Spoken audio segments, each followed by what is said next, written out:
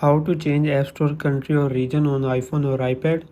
First, make sure that your internet is working properly. Now open settings. Here tap on profile picture.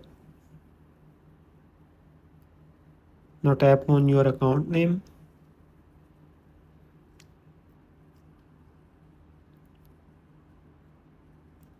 Here select country region. Now select the country you want to change to.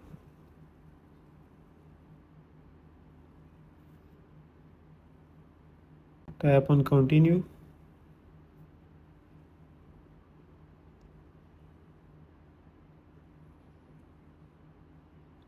Now select none as payment method. Select other information. Now tap on done.